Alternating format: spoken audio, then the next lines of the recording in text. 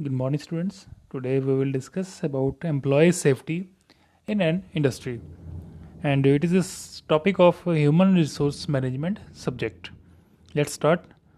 Yes, the safety refers to absence of accidents, the condition where accidents are minimum. अब कहीं पर भी कोई मिस हैपनिंग होती है तो वहाँ पर हम सेफ्टी कम, यही बोलते हैं ना, सेफ्टी वहाँ कम है। तो वो चीज़ जहाँ पर सेफ्टी ज़्यादा है वहाँ एक्सीडेंट कम होते हैं। ओके, तो safety is the protection of employees from dangerous situations. जितनी भी डेंजरस सिचुएशन किसी भी इंडस्ट्री में अगर होती हैं, किसी भी कंपनी में अगर होती हैं, उन सब सिचुएशंस से प्रोटेक्ट करना अपने एम्प्लॉयज़ को, that is the safety. And the safety of workers refers to the provision of safety environment and safety equipment with safety procedures in a workplace, which ensures workers' health and safety. किसी भी company में काम करते हुए उस employ की working conditions, उसकी safety, then उसका एनवायरनमेंट वो सेफ होना चाहिए, प्लस हेल्थ की सेफ्टी, ये सब चीज़ें जो हैं ये हमारी सेफ्टी के अंदर आती हैं, एम्प्लॉय की सेफ्टी के अंदर आती हैं। ओके, अब कोई भी पर्सन, जैसे आगे आप ग्रेजुएट होने के बाद भी कहीं जॉब करने जाओगे तो उस कंपनी की ये ड्यूटी बनती है कि आप लोगों को प्रोवाइड करना ये सारी अपॉर्चुनिटीज़ जहाँ पर आप एक फ्री माइंड से, जहाँ पर आप बिना किसी डर से कि ये मेरे लिए सेफ़ है या अनसेफ है, बिना किसी डर से कंपनी के लिए और बेहतर ढंग से काम कर सकें। अब कंपनी की मैनेजमेंट का भी उसमें क्या रोल होता है, तो लेट्स उसके बारे में स्टडी करते हैं। Yes, there are number of strategies but we have some layout according to this plan. Like first is design. The management design a safe and healthy system of works. एक ऐसा arrangement तैयार करती है, design करती है जो एक safe भी हो और बाकी एम्प्लॉयज़ के लिए हेल्दी भी हो। फिर उसको एग्जीक्यूट करना विद स्ट्रॉन्ग मैनेजमेंट कमिटमेंट। जो चीज़ एक बार सेफ्टी के बिहाव से कह दी उसको फिर कमिटमेंट करना, उसको परमानेंटली अप्लाई भी करना। Then inspection. Inspect means the work place, sorry, yes, the work place for health and safety problems. एक टीम तैयार करना ना, जो टीम चेक करती है कि हेल्थ और सेफ्टी रिलेटेड प्रॉब्लम्स को वेरीफाई करती है, कौन कौन सी प्रॉब्लम आती है। Then establish the procedures and controls for dealing with health and safety issues.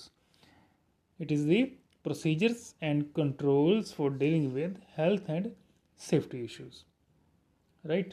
इसके बाद है डेवलप में अगर कोई प्रॉब्लम है किसी इक्विपमेंट में या कहीं पर भी, तो उसकी एक ट्रेनिंग होती है कि हम उससे कैसे बचें, क्योंकि उस कंडीशन में कई बार काम करना भी पड़ता है ना, तो उस कंडीशन से बचने के लिए ट्रेनिंग प्रोग्राम भी हैं। Then setup same health and safety committees होती हैं जो प्रॉपर ध्यान रखती हैं, मॉनिटरिंग करती हैं, रेगुलेट करती हैं इस चीज़ को। ये सारी चीज़ें सेटअप के अंदर आएंगी। देन मॉनिटर में आपके आएंगी सेफ्टी पॉलिसीज़, कौन कौन सी पॉलिसी के अंदर क्या क्या इक्विपमेंट है, और अगर कोई मिस हैपनिंग होती है तो उसके लिए क्या अरेंजमेंट्स हैं, तो ये सब मॉनिटर में आएगा। And last is drop, which is the action plan and checklist for the safety provision. Okay, तो ये सारे थे स्टेप्स, एक प्रोसीजर है जो मैनेजमेंट करती है apply while viewing the safety and healthy environment for an employ. Yes, अब मैनेजमेंट के साथ साथ जो एम्प्लॉय के अपर हैंड हैं, जो ऊपर काम करते हैं, दैट आर सुपरवाइजर्स, उनका भी कुछ ना कुछ रिस्पॉन्सिबिलिटी बनती है फॉर द एम्प्लॉय सेफमेंट। वो कौन कौन सी रिस्पॉन्सिबिलिटीज़ हैं, लेट्स सी।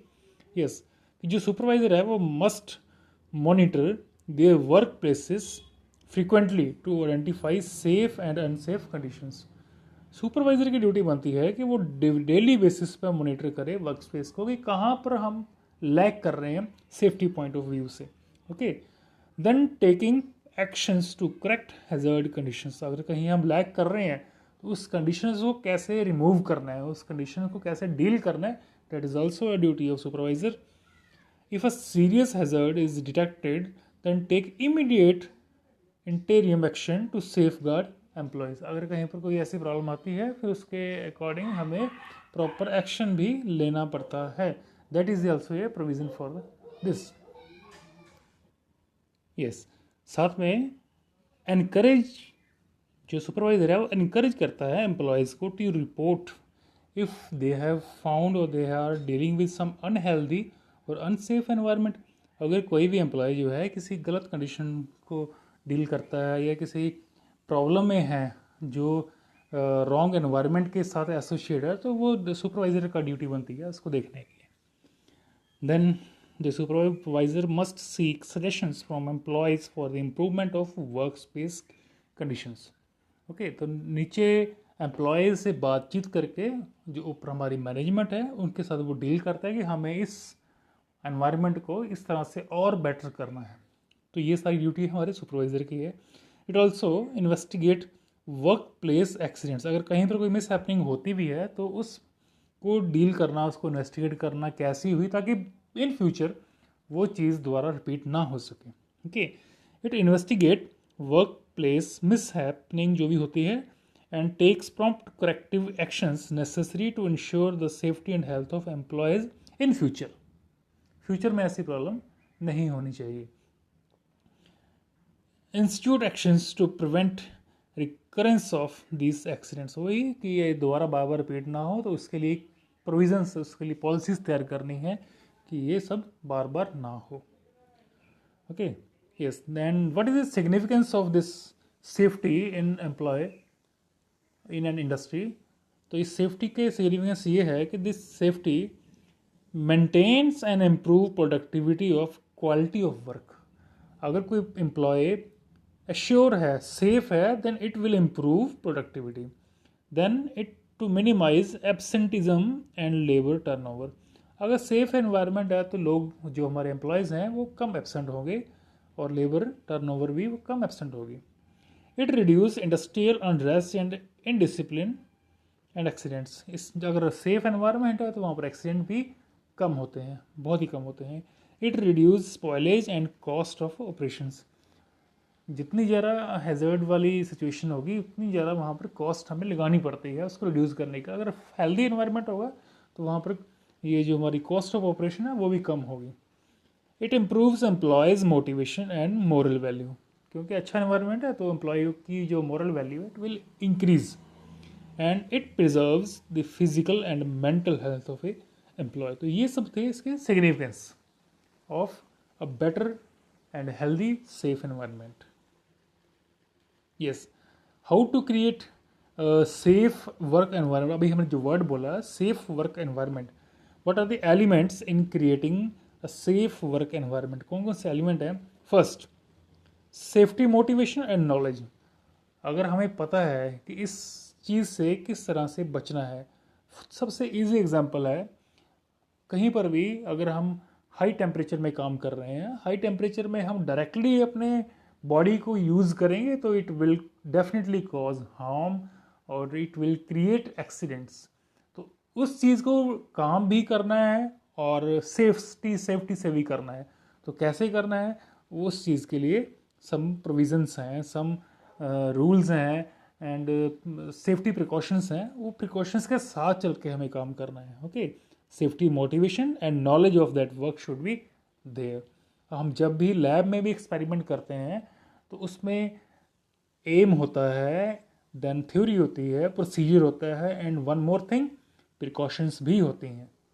ठीक इसी तरह इस एनवायरनमेंट में भी है। देन सेफ्टी अवेयरनेस प्रोग्राम्स, हमें जब कोई नई टेक्नोलॉजी के बारे में देखते हैं तो नई टेक्नोलॉजी की कुछ जो कमियां हैं उसको भी कैसे डील करना, दैट आल्सो मैटर्स।